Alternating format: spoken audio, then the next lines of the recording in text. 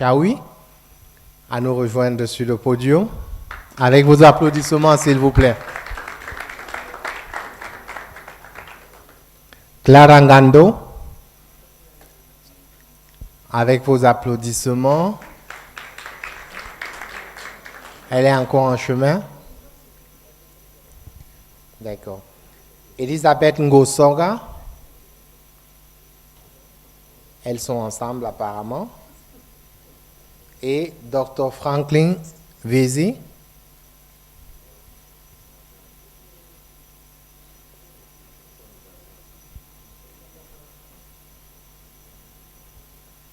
Alors là, je vais devoir recevoir des informations supplémentaires. Non, désolé, monsieur le modérateur, de vous mettre dans une situation que je sais que vous n'aimez pas. Non, voilà, Madame Elisabeth, étant empêchée, nous a recommandé le très excellent docteur Legrand.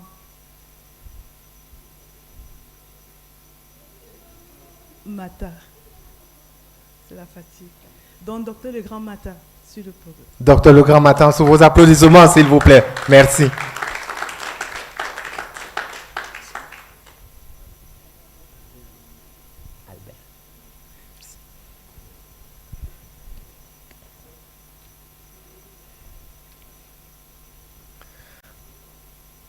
Donc, du coup, on va laisser les deux panélistes. Non, on continue. Donc, il y a... nous avons le grand... Continue la liste. Ben, on avait Dr. Olivier Ongono. C'est lui le modérateur, il est là. Qui va être le modérateur de la session.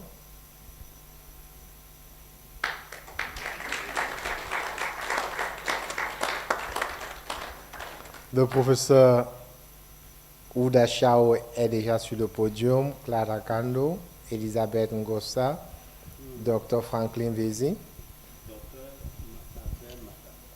et Dr. Albert Mata que nous avons sur le plateau. Maintenant, pendant qu'ils s'installent, je vais demander aux gens dans la salle d'avancer un peu plus parce que sur le direct, pour ceux qui sont en ligne, il y a un peu de trous dans la salle et la caméra peut fixer un peu mieux. Donc ceux qui sont derrière, avancez un peu s'il vous plaît pour qu'on resserre les rangs ici devant. Ce serait très aimable de votre part. Merci.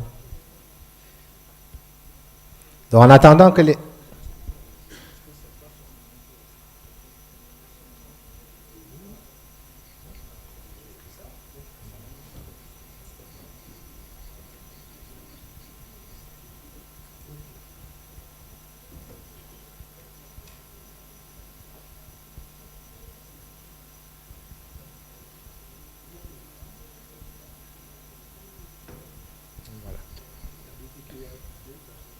Il y a deux personnes qui manquent, mais votre savoir à vous seul saurait déjà suffi pour couvrir tout ce plateau. Donc, comme j'ai à vos côtés un professeur et en plus un docteur, je pense que nous aurons une heure remplie de connaissances, de savoir, et je vous remets le microphone en toute quiétude et en étant curieux de savoir tout ce que nous apprendrons de ce panel une fois de plus. Merci beaucoup.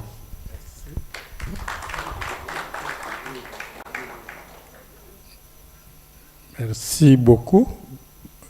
Merci pour l'organisation. Bonsoir à tous. Voilà. Le thème qui nous est proposé ici et qui m'intéresse beaucoup, c'est que depuis hier, on parle beaucoup de théorie et depuis ce matin, on commence un peu à développer la pratique, ce qui est intéressant. Puisqu'ici, et jusqu'à hier, on recommandait la gouvernance, harmonisation des politiques. Or, ici, tout à l'heure, on nous demande de parler de la gouvernance de l'IA. Moi, je vais ajouter en Afrique, maintenant en pratique. Donc, les intervenants qui sont là, on a défini l'IA hier, on a dévalisé le chemin. Depuis ce matin, on est en train de nous présenter des articulations pratiques en ce qui concerne le domaine de la santé, le domaine des finances, le domaine de l'entrepreneuriat. Une jeune dame était ici, nous a baladé de l'agriculture jusqu'à la recherche. Et à côté de moi, j'ai à l'université, les grades sont comme dans l'armée. C'est par pur respect que je vais me permettre de vous poser des questions. Dans l'académie, ce n'est pas, autorisé. Donc, je relève d'abord cette étiquette pour que le rôle qui m'est donné d'être modérateur ici me permette de vous tutoyer en tant que mon aîné académique. Merci. Donc ici, nous parlons de la gouvernance de l'IA en pratique. Maintenant, les indicateurs qui nous sont proposés, il y a la confiance, il y a la responsabilité et il y a la régulation. Donc quand je prends la confiance, on disait, tout à l'heure on partageait le repas avec des éminents, il faut fidéliser les Camerounais, il faut amener les Camerounais à se familiariser avec cette innovation. Donc il faut qu'ils aient confiance aux gouvernants, confiance aux start-upers, puisque nous avons parlé de nos parents, de la culture. Puisque quand vous venez, je l'ai dit hier dans mon propos, qu'est-ce qu'on peut traduire en langage naturel, en langage empirique, pour que ceux qui n'ont pas fait des hautes études comme nous autres, je me le permets entre guillemets, puissent comprendre ce qu'on entend par l'IA. Donc pour ce fait, le MC m'a eu parce que je devais partager ce panel avec 4 éminents. Et je serais désolé de ne pas avoir celui sur ce plateau, celui qui devait nous entretenir, Dr Franklin, sur la santé publique mondiale, la santé publique africaine, le domaine, l'implémentation de l'IA au niveau de la santé. Mais ceci étant, je ne vais pas me permettre de vous présenter. Je vais vous permettre dans un premier temps de vous présenter avant de lancer des hostilités. Je commence par vous. Merci. Bonjour tout le monde. Donc, je suis ravie d'être parmi vous aujourd'hui. Donc, je me présente. Je suis Nour Houdeshawi, professeure à l'université Ibn Tufayl de Kenitra. Je suis également directrice du pôle digitalisation. Et je suis membre d'une association ITEL, c'est une association internationale pour la promotion de l'enseignement supérieur, mais également en fait membre dans d'autres associations, bien sûr, qui ont pour vocation de l'amélioration de l'enseignement supérieur, mais surtout avoir une bonne qualité en termes de formation, mais aussi de recherche. Donc merci.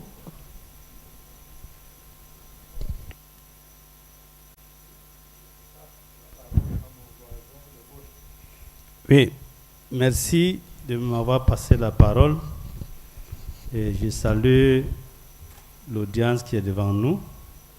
Je remercie les organisateurs de m'avoir ici invité en catastrophe parce que c'est hier soir qu'on me dit que je peux venir ici ce matin à 9h pour partager ma petite expérience. Vous avez vu tout à l'heure que le présentateur se trompait chaque fois de mon nom parce que moi, je n'étais pas prévu dans la liste.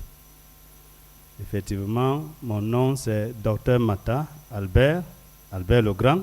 S'il ne mettait pas Albert, directement Legrand, Mata Albert Legrand. Moi, à la base, je suis un ingénieur, ce qui est un peu difficile à comprendre, et doublé d'un grade MBA, d'un titre de PhD dans la gestion, parce que j'ai laissé les sciences, et également couronné d'un SFA, Strategy Financial Analysis, de la Harvard Business School. J'ai travaillé pour un temps très proche du gouvernement de Cameroun, notamment comme expert financier dans la stratégie nationale de développement 2020-2030. Nous étions, je pense, 14-15 experts qui avons travaillé aux côtés du gouvernement comme assistants techniques. Et je dispense des enseignements à l'Université de Douala, et je peux dire particulièrement à l'École supérieure de commerce, ESSEC, où j'ai plus de 20 ans d'enseignement dans le domaine des finances et de management de projets. Bon, et par ailleurs, je suis membre de l'Ordre mondial des experts internationaux, basé à Genève en Suisse, et également consultant à la Commission européenne. Bon, je peux m'arrêter là parce qu'il y a d'autres casquettes que je porte. Je pense qu'avec le temps, on pourra en parler. Je vous remercie. Merci beaucoup, Docteur Mata. Moi, je me permettrai de vous appeler Docteur Legrand. Et je commencerai par vous. Je vais déroger à la règle, puisque je voudrais vous poser une question. Bon, moi, je ne me suis pas présenté, on l'a fait hier pour moi. Donc, ceux qui étaient là peuvent le faire pour les autres. Pour qu'on prenne nos 50 minutes. Bon, vous êtes expert en management de projets, ça m'intéresse. Puisque hier, quand le délégué a pris sa parole ici, on relevait le défi infrastructurel. Et qui parle d'infrastructure, parle du montage des projets. Ça, cette question sort de la liste 1. C'est ça l'ancien. J'espère que l'organisateur ne va pas me critiquer. On ne va pas interroger l'Afrique. On ne va pas interroger la gouvernance. Maintenant, au niveau des montages des projets, comment est-ce que vous placez l'IA? À quel moment l'IA peut être intéressant, sachant pour nous que la plupart, et vous avez participé au document phare, Horizon 2020, Horizon 2030, ce qui a été aussi cité ici. Donc vous vous retrouvez dans ce document qui a réservé une part belle dans le secteur des télécoms en proposant la mise en œuvre des projets structurants pour développer l'infrastructure, pour booster l'économie numérique. Qu'est-ce que, en tant qu'expert en management des projets, vous pouvez indiquer à l'Afrique en général et au Cameroun en particulier? Bien, merci pour la question. Vous avez commencé par m'interroger sur le montage de projet. Et là, vous avez terminé par le management de projet, qui veut dire gestion de projet. Je commencerai par le montage de projet. Vous savez, dans la vie, tout part d'une idée. Et tout à l'heure, autour de moi, on se disait que on ne nous a pas appris à interroger, encore moins à en remettre en cause. On nous a appris à mémoriser. C'est parce que ce n'est qu'en interrogeant, en remettant en cause, que naissent de nouvelles idées. Et ces nouvelles idées sont transformées donc en projets, lesquels on va procéder à une vérification pour savoir si ces idées sont pertinentes. Et à travers ces vérifications, on va passer aux études. Et c'est dans ces études que peut intervenir l'intelligence artificielle. Elle va nous assister dans le montage de projet, qui est un développement de projet, notamment parce que d'abord, tout ce que nous faisons dans la vie est un projet. Venir ici ce matin est un projet. Partir du Maroc pour ici, c'est un projet. Organiser cette conférence est un projet. Pourquoi? Parce que un projet est la réalisation d'un produit ou d'un service ou l'atteinte des résultats. Et un projet est temporaire parce qu'il y a un début et une fin. Et un projet est progressivement élaboré. Quand j'ai fini de dire ça, on retrouve que tout ce que nous faisons dans la vie est un projet. Et en tant que projet, nous recommandons dans notre discipline de ne pas lancer un projet quand toutes les études ne sont pas terminées. C'est là où l'intelligence artificielle est importante, a son rôle clé à jouer. Parce que l'intelligence artificielle, à travers le développement du projet, qui porte notamment sur l'identification des besoins, parce que pour avoir plusieurs idées, il faut identifier quel est le besoin réel qui est à l'origine du projet, ou alors qui sera à l'origine du projet, vers quel public je vais apporter ou bien soumettre ce projet ou ce produit. Dans le produit, il y a le produit ou service qui naissent du projet. Donc, il faut que le public cible accepte soit d'utiliser votre service ou de consommer votre produit pour que vous lancez votre produit. Et l'intelligence artificielle, parce que c'est un outil d'analyse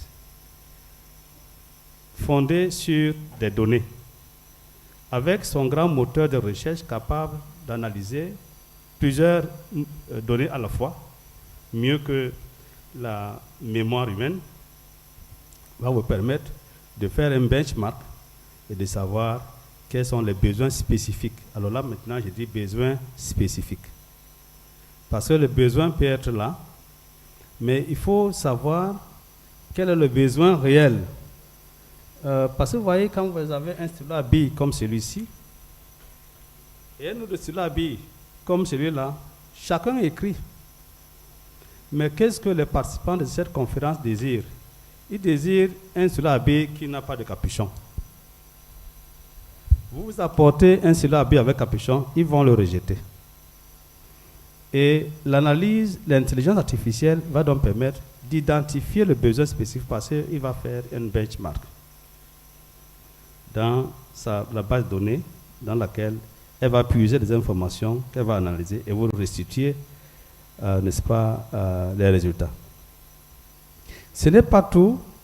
Toujours dans le développement du projet, puisque l'intelligence artificielle va également estimer la population cible. Combien elle peut être? À combien pourra-t-elle acheter le produit? Mais sachez que l'intelligence artificielle ne travaille pas seule. C'est vous qui apportez les éléments, qui interrogez l'intelligence artificielle pour que vous apporte et restitue des réponses. Mais avant d'y arriver, vous devez avoir une formation minimale. Être du métier, sinon la restitution de l'intelligence artificielle peut vous jouer des sales tours. Parce que sachez que l'intelligence artificielle n'a pas d'émotion. Donc, ne peut pas apprécier les sensibilités sociales des populations. Elle va vous dire ce qu'elle a relevé, elle ne va pas tenir compte peut-être des habitudes de consommation, je dis au Cameroun, des populations de l'Ouest par rapport aux populations du centre du Cameroun qui ont des consommations alimentaires différentes ou encore des cultures différentes. Et l'intelligence artificielle va vous aider à identifier sur le benchmark, je vous dis ce que j'ai fait il n'y a pas longtemps, les différents équipements techniques qui existent dans le monde, lesquels sont plus appropriés pour vous en termes de coût d'achat, en termes de coût de transport, en termes de productivité, en termes de coût de maintenance. Et là, vous allez faire, il va bien vous orienter sur l'analyse. Il va vous donner toutes ces informations et vous n'aurez qu'à faire le choix. J'ai dit encore, il faut être du métier. Ne laissez pas l'intelligence artificielle travailler seule. S'agissant des études techniques que l'intelligence artificielle vous apporte, vous devez avoir autour de vous des ingénieurs que eux, ils savent ce qu'ils veulent. Ils vont interroger l'intelligence artificielle sur les besoins qui leur sont propres. Et ce n'est pas tout, puisque vous avez déjà identifié la population cible avec la capacité d'achat, les habitudes de consommation, les habitudes vont faire des projections. Aujourd'hui, vous savez, il y avait un financier ici tout à l'heure qui parlait de lever le fonds. Les banques sont là pour nous accompagner, mais les banques commerciales, les banques que nous avons sont des banques commerciales qui financent le court terme, alors qu'ils financent la consommation. Parce que l'investissement, c'est le long terme, moyen et long terme. Nous, dans le SND 30, nous avons proposé qu'il y ait une banque d'investissement au Cameroun.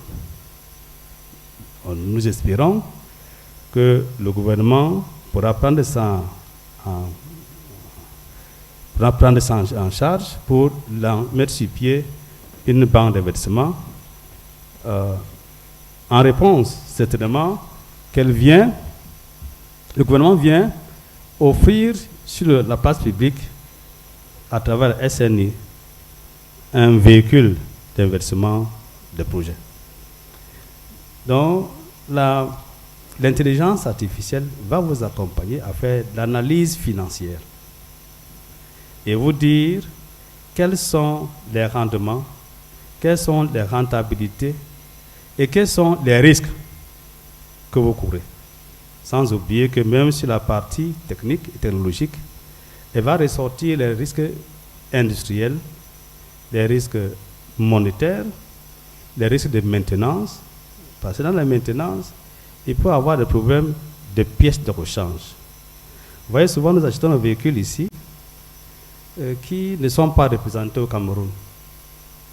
Ils sont moins chers à l'achat, mais plus chers à l'utilisation. Juste parce que les pièces de rechange sont rares. Quelquefois, vous pouvez abandonner votre véhicule parce qu'il y a une pièce de rechange que vous n'arrivez pas à trouver sur le marché. Donc, l'intelligence artificielle vous accompagne également sur ce point. Là, j'étais encore au niveau du montage du projet. Je ne suis pas encore au niveau du management. Oui, je propose qu'on reviendra dessus parce que vous titillez l'Assemblée. Je retiens que tout est projet. Cela a été dit ici hier et ce matin. On évoquait que tout projet part d'une idée. Et mon cher grand frère disait, il ne suffit pas d'avoir l'idée en tête, il faudrait l'implémenter. Bon, en tant qu'enseignant, vous allez m'excuser, je vois quelques étudiantes et étudiantes dans la salle. Pour se préparer à des hautes études, on nous a appris à prendre les notes. Parce que quand j'observe dans la salle, je ne parle pas à mes collègues et à mes parents. Et je remarque 2 ou 3 prises de notes. Et ces prises de notes sont féminines. Merci. Donc, je vais de ce pas interroger le professeur. Bon, je vais déroger des questions qui nous ont été données. J'aimerais qu'on rebondisse sur ce qu'il venait de dire parce qu'il a parlé des études. Voilà. Il a parlé des études. Dans le cadre de la mise en œuvre des projets, quelle est la part des institutions universitaires pour encadrer les études, pour qu'on aboutisse à de belles idées de projets? Pour encadrer les études? Encadrer les études, parce que après l'idée du projet, bon, je me réserve de ça si vous n'êtes pas experte en management des projets, parce qu'après l'idée des projets, il y a les études. Ces études peuvent être l'état des lieux, ça veut dire voir ce qui existe, identifier des problèmes. Or, on peut basculer ça dans la méthodologie de la recherche. J'aimerais vous entendre dessus, s'il vous plaît, professeur. Merci pour la question. Effectivement, donc, je rejoins ce qui a été dit par mon collègue. Lors de la gestion du projet, comme on le sait, il y a bien sûr le triangle de la gestion du projet, le coût, la qualité et la durée, mais en même temps, il y a quand même un... Donc, bien sûr, déjà dans ce triangle, on peut intégrer l'IA, parce que ça va permettre d'optimiser que ce soit le coût et bien sûr avoir une bonne qualité et optimiser la durée. Alors, par rapport aux étudiants qui ont une idée de projet, bien évidemment, il faut passer par plusieurs étapes, que ce soit par rapport à l'étude de besoins, par rapport à tout ce qui est cahier de charge, élaboration du cahier de charge, et bien sûr passer à la conception, et après la mise en œuvre, et bien sûr passer à la production. Là, je parle d'un projet en informatique, c'est ce qu'on fait en général lors de développement d'un projet informatique. Bien sûr, les méthodes, il y a plusieurs méthodes, monsieur. Cher collègue, il parle de façon générale, mais nous, dans le domaine technologique, il y a des méthodes agiles pour la gestion de projet. Bien sûr, il y a des approches qui sont classiques pour tout ce qui est gestion de projet. Alors maintenant, une fois l'idée, il est là je parle d'une idée entrepreneuriale, c'est ça ce que vous voulez dire. Même si ça ne rentre pas dans mon expertise, mais ce que je peux vous dire, c'est que effectivement, il y a une idée.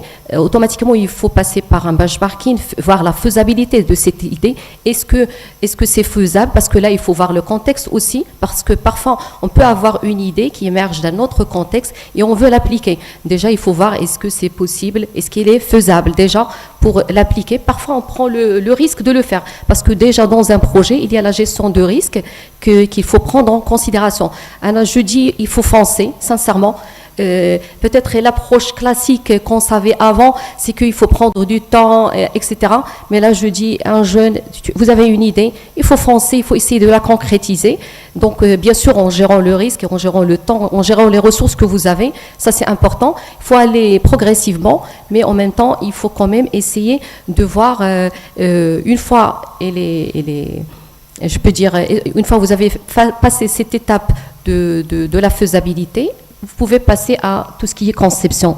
Donc, j'espère, je ne sais pas si j'ai répondu à votre question, sinon je peux donner plus d'éclaircissements. Donc, vous pouvez me corriger si... Il n'y a pas de souci. Il n'y a pas de souci. Je semble convaincu en oui. ce qui concerne la gouvernance et la pratique. Oui. Maintenant, on reviendra au niveau de la confiance, la responsabilité et la régulation. Et vous gardez la parole à ce niveau.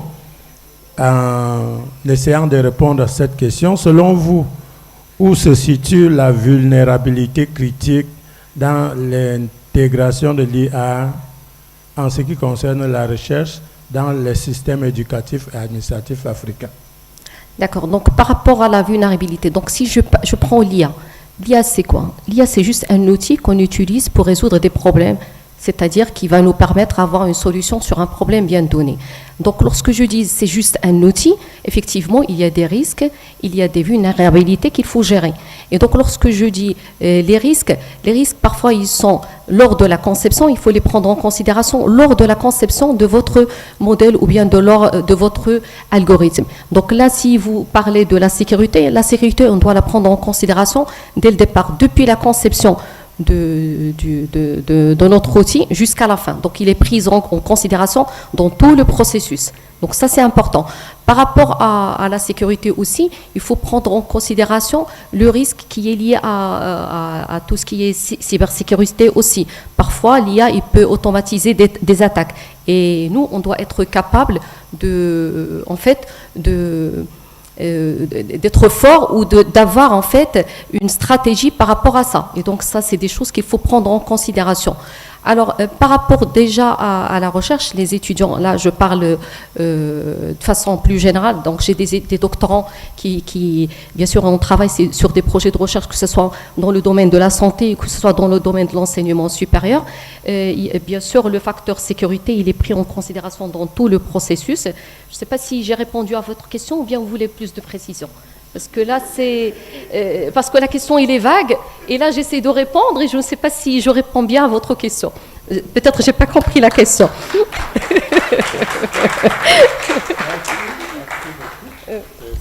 Merci beaucoup. Le fait que je vous retire le micro résout le problème. Je peux bien répondre. Voilà. Donc, je vais revenir vers vous.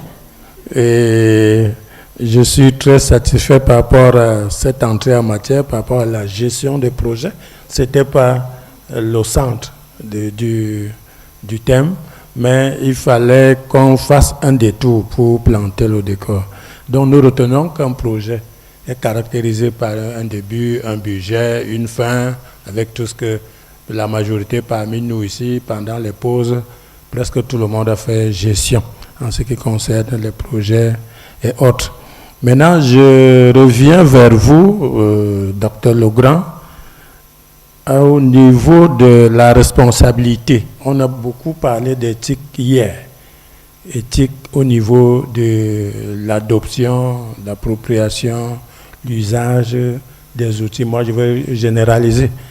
On venait de m'envoyer un texto. Le ministre préside demain à Subtic une conférence invitant la jeunesse à l'usage responsable des réseaux sociaux. Donc, c'est un défi gouvernemental pour que tout ce qui est dématérialisé soit encadré par la morale. Maintenant, je voudrais vous poser la question suivante. Est-ce que, d'après vous, l'IA peut-elle remettre en cause les attitudes administratives publiques au niveau africain et particulièrement au niveau camerounais? Merci. Oui, bien. Absolument. L'IA peut remettre en cause les aptitudes?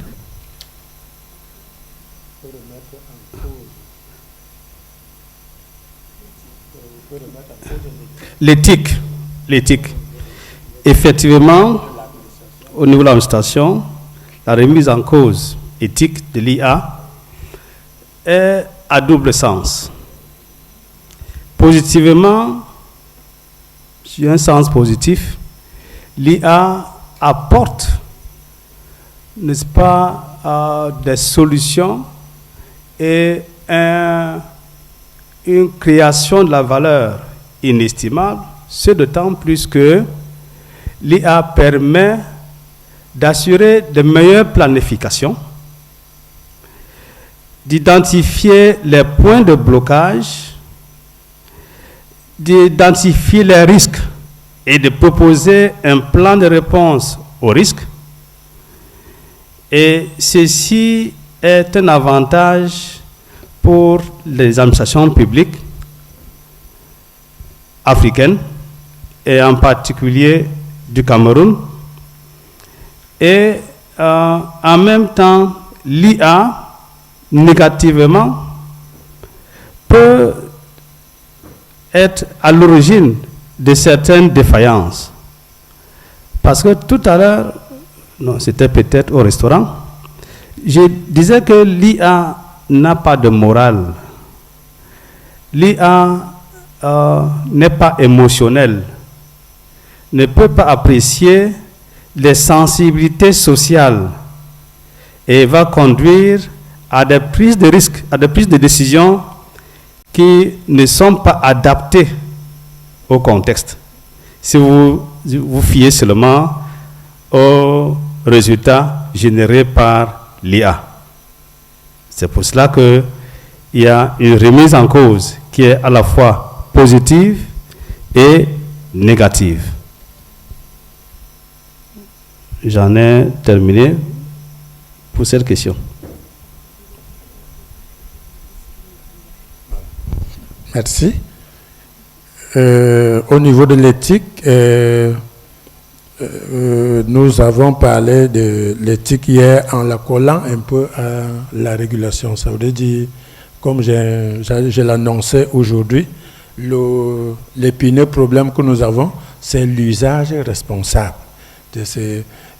On va aborder, je crois, on nous indique qu'on doit aller contre l'OTAN. On voudrait bien l'aborder au niveau de la régulation. Donc, je voudrais revenir poser cette question au professeur en ce qui concerne l'encadrement ou bien les activités universitaires. Est-ce qu'à l'université, on peut parler de l'éthique au niveau de la gouvernance universitaire en Afrique? Alors, merci pour la question. Déjà, je rebondis sur ce qui a été dit par mon collègue par rapport à l'éthique. En fait, l'éthique, ce n'est pas une option. L'éthique, c'est une chose, je peux dire, qui est primordiale et peut causer en fait pas mal de choses, c'est-à-dire pas mal de contraintes au niveau d'une organisation, surtout que l'IA, en fait, il utilise des données qui sont historisées et donc sur la base, il permet de nous donner de prendre la décision. Donc si les données ils sont biaisées, automatiquement l'information ou la prise de décision il va être erronée. Donc déjà ça, il faut le prendre en considération. Il y a un deuxième point, c'est la déshumanisation du process. C'est-à-dire s'il y a c'est-à-dire essayer de tout faire, à un certain moment, l'humain il est absent. Et donc, automatiquement, même en termes d'inclusion, de responsabilité, de confiance et de crédibilité en termes de service, c'est-à-dire on risque de ne pas avoir le service qu'on voulait dès le départ, que ce soit au niveau de l'enseignement supérieur, même dans les deux autres domaines, que ce soit la santé ou bien les autres domaines. Donc, c'est obligatoire quand même d'avoir un cadre juridique, mais en même temps un cadre politique, juridique et technique pour maîtriser cette IA, parce que l'IA toute seule, et, sans l'humain, on ne peut pas avancer. Donc l'humain, il doit être dans la boucle. Ça, c'est important. Et donc ça rentre bien sûr dans ce cadre d'éthique. Maintenant, on a parlé de la gestion du côté risque. Est-ce que l'IA peut causer des risques au niveau des institutions, comme l'enseignement supérieur ou les autres secteurs, ça peut être la santé? Oui, effectivement, il y a un risque, mais c'est le risque le plus important dans tout ça, c'est qu'il faut comprendre le risque, il faut être conscient qu'il y a un risque, il faut vivre avec, il faut le maîtriser, mais aussi il faut essayer de le transformer en opportunité. Pourquoi il y a ce risque? Parce qu'il y a déjà le problème de la cybersécurité, parce que l'IA, il peut générer, ou bien avec l'IA, on peut automatiser des attaques, et donc ça aura un impact qui est négatif, que ce soit sur l'université, que ce soit sur les autres secteurs. Aussi, il y a le problème de la désinformation, c'est-à-dire, et ça, on l'a vécu, par exemple, dans les campagnes électorales, et parfois, on peut cibler des informations qui sont erronées vers un public pour l'orienter. Et donc, parfois, ça peut déséquilibrer l'État. Et donc, ça, c'est des choses qu'il faut, bien sûr, prendre en considération. Et donc, là, ce qu'il faut faire, en général, c'est essayer d'avoir quand même un cadre, comme j'ai dit, qui est un cadre juridique, politique, mais aussi technique pour bien la maîtriser. Mais ce qui est important dans tout ça, parce que depuis hier, on parle formation, on forme les enseignants, on forme les étudiants, on forme les chercheurs, mais là, ce qui est important, à mon avis, à mon sens, c'est de former les décideurs. Il faut les former, parce que comme ça, ils doivent être sensibles aux enjeux de l'IA. Parce que si les décideurs ne sont pas formés, même si on forme la majorité, le maximum, les décideurs, s'ils ne sont pas conscients des problèmes, des contraintes, des challenges de l'IA, automatiquement, on ne va pas pouvoir aller plus loin, ni au niveau des stratégies, parce qu'on peut avoir les stratégies, mais parfois, il y a un volet leadership qui est important, et son point, il est important dans la mise en place de ces stratégies. Donc, je pense que j'ai répondu à votre question. Merci. Merci. Je vais enchaîner avec le docteur Legrand. D'après vous, puisque depuis on parle de la gouvernance, au niveau de la responsabilité, au niveau de la confiance, est-ce que d'après vous, que faudrait-il pour que l'Afrique devienne un modèle de gouvernance inclusive de l'IA, notamment dans le monde des affaires? Bien, vous savez, quand le génie civil veut construire un immeuble, il commence par préparer un plan. Pour l'Afrique, le plan que je propose ici se déclinerait en mise en place des stratégies nationales de gouvernance et d'éthique, d'une part, pour que les processus, les concepts, les normes et également les modèles soient connus et élaborés dans des bases de données. Et ensuite, que les pays africains mettent en place un cadre juridique avec des lois robustes. Ensuite, qu'il y ait des systèmes de contrôle et de suivi de la conduite ou de l'utilisation de l'IA. Parce qu'en même temps, il y a des risques de cybercriminalité, il y a des risques de piratage, il y a des risques que l'intelligence artificielle soit exploitée à déstabiliser des institutions publics ainsi que des opérateurs privés. Et plus loin, il faut mettre en place des bases, des points de contrôle et de suivi afin de tirer des leçons sur ce qu'on a constaté dans le parcours. Parce que chaque fois que vous avez utilisé l'IA, certainement que vous avez constaté des limites. Et vous avez tiré des leçons par rapport aux limites rencontrées dans l'utilisation de l'IA. Tout à l'heure, j'ai dit que l'IA n'a pas d'âme, n'a pas de cœur. L'IA travaille sur la base des données qu'elle récupère dans la base. Et c'est vous qui devez maîtriser son utilisation et l'orienter. Merci. Merci beaucoup. Nous retenons cette recommandation, la mise en place des stratégies nationales de gouvernance et d'éthique pour que les normes et les modèles soient connus et renseignés sur les bases de données. Sur ce, en remerciant mes deux panélistes, multipliés par 2, nous allons passer la parole à l'assistance à laquelle nous disons merci pour cette écoute. Je crois qu'on pourrait prendre avec la permission de 2 questions, côté gauche, une autre côté droit, conditions genre égales. Merci. Veuillez vous lever et vous présenter avant de poser votre question. Si possible, l'adresser à un des panélistes ou les deux. Merci. Merci beaucoup. Bonsoir à tous et merci vraiment pour cette brillante présentation.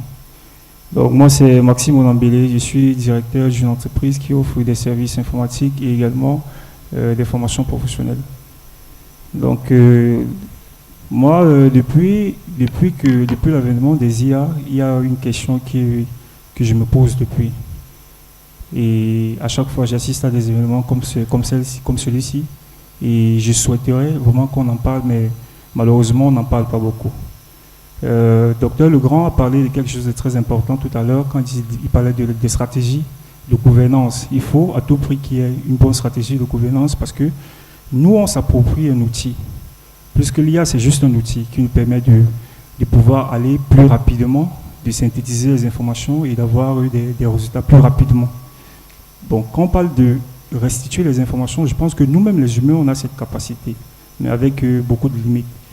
Mais moi, ma question maintenant au niveau, c'est une question panafricaine, parce que je pense que jusqu'ici, on a accusé beaucoup de retard par rapport à l'Occident concernant les nouvelles technologies.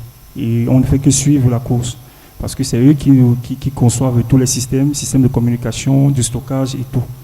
Et même la structure, même en général, de l'IA, elle vient d'une partie du monde qui a une culture. Et moi, ma question, c'est que nous, au Cameroun principalement, au Cameroun, ne parlons pas de l'Afrique en général, du Cameroun, on a un problème, puisque l'IA, il permet de résoudre un problème particulier. Nous qui avons un problème vraiment de croissance et de compétitivité dans l'échelle mondiale, ma question, est-ce qu'il est possible de concevoir des outils IA qui peuvent intégrer nos valeurs et nous permettre d'être compétitifs et de le vendre à l'échelle internationale? C'est ça ma question. Merci. Elle est adressée à qui, s'il vous plaît? À vous tous. À nous tous. Principalement à Dr Legrand, mais à vous tous, je souhaiterais que si vous tous, chacun peut dire quelque chose là-dessus. Donc, merci. Merci. Bien, alors pour répondre rapidement à votre question, je pense que depuis hier, il a été dit que nous devons nous-mêmes construire nos propres bases de données. Nos bases de données vont refléter la réalité de notre contexte. Et quand nous allons, à partir de ces bases de données, utiliser l'IA, nous aurons des résultats qui seront adéquats, qui pourront porter et créer la valeur de façon à être compétitifs sur le marché international. Nous devons compter sur nous-mêmes, sur vous, les jeunes ingénieurs que vous êtes. Mettez-vous au travail. N'attendez pas que ça vienne d'ailleurs. C'est à vous de développer. Les décideurs vont... tout à l'heure, j'ai suivi ce qui était ici, le jeune qui était là-bas disait, il faut aller vers les investisseurs, les challenger, les défier, les déranger. Ils vont finalement bouger. Ne laissez pas attendre là qu'on va m'écouter. Comme monsieur jeune là, non. Préparez quelque chose, posez sur la table, dites-leur que voici ce que ça donne. Un autre a dit ici que lui, il allait plusieurs fois chez les DG et les chefs d'entreprise. C'est vers la fin qu'on l'a accepté. Mais si vous ne faites pas ça, vous attendez que les décideurs décident. Ils ne vont jamais décider. Ils sont dans un autre modèle. Vous êtes dans un modèle de changement. Vous êtes plus adapté à l'outil informatique, à l'IA. Eux, ils ne comprennent pas. Certains ne veulent même pas savoir de quoi il s'agit. Si vous ne bousculez pas les lignes ne vont jamais bouger. Merci. Oui, professeur. D'accord. Je vais juste rebondir à ce qui a été dit par mon collègue, juste pour vous donner un exemple concret. Donc, la semaine dernière, j'étais en Chine et là, j'ai eu la possibilité de visiter plusieurs villes, y compris Shenzhen ou Hangzhou. Donc, c'est carrément une ville Smart City. Et donc, lorsque j'ai posé la question, donc j'ai eu le contact j'ai visité plusieurs centres de recherche et vraiment, c'est des centres dédiés à l'IA, à l'intelligence, et j'ai vu carrément les différents data centers. Lorsque j'ai posé la question, comment vous faites? Comment vous avez fait? Déjà, en Chine, ils utilisent leur propre IA. Donc, ils n'utilisent pas ChatGPT, c'est normal, ils utilisent DeepSeek. Il y a carrément une plateforme Alipay. Alipay, il y a carrément AliCloud. Donc, Alipay, il intègre que ce soit le paiement, la bourse, l'achat, tout ce que vous voulez, il est dans cette plateforme. C'est une plateforme intégrée où il y a toutes les données et tout le monde, il est obligé de passer par Alipay. Déjà, en Chine, vous êtes obligé d'avoir un compte Alipay pour payer vos achats. Donc, ça, c'est normal. Et derrière, il y a des data centers dédiés à ça. Donc, c'est AliCloud. Alors, lorsque j'ai posé la question, comment vous avez fait, comment vous faites? La réponse, elle est très simple. Déjà, il y a plusieurs startups, donc énormément de jeunes qui travaillent sur l'intelligence artificielle, et c'est eux qui vont vers, que ce soit dans l'université, soit vers les hôpitaux, pour parler avec les gens, discuter et détecter les besoins. Donc, ils sont à la requête des besoins. Et c'est à partir des besoins, ils essaient de développer des solutions. C'est des solutions qui répondent à des besoins spécifiques. Et c'est comme ça, quand même, qu'ils ont pu développer tout un écosystème. Et là, je peux parler d'un Smart City. C'est l'IA en action, carrément. Et donc, tout est automatisé, que ce soit la santé, le transport, l'enseignement supérieur, bien sûr, des caméras partout. Et donc, lorsque j'ai vu cet exemple, c'est un exemple qui est concret, je peux dire que et c'est quoi la force? C'est l'union, parce que j'ai eu l'occasion de discuter avec des Chinois. C'est l'union, c'est leur force, c'est l'union, c'est la discipline, c'est la rigueur. C'est ça, en fait, les 3 points. Il ne faut pas parler, ils ne parlent même pas leadership, ils ne parlent même pas décideur, ils ne parlent même pas financement. Ils essayent de chercher, c'est eux qui cherchent le financement. Ils essayent de développer des solutions locales, mais des solutions ciblées qui répondent à des problèmes ciblés. Et c'est comme ça qu'ils avancent. Et là, je dis que c'est ça leur force, en fait. D'accord, merci. J'espère que nous avons noté l'union. Elle n'a pas dit l'union fait la force. Elle dit l'union. Vous ne prenez pas les notes. L'union, la force et la discipline. L'union, la force et la discipline. Pour ceux qui n'ont pas pris de notes, ça a été retenu. Sous vos applaudissements, s'il vous plaît. Merci beaucoup.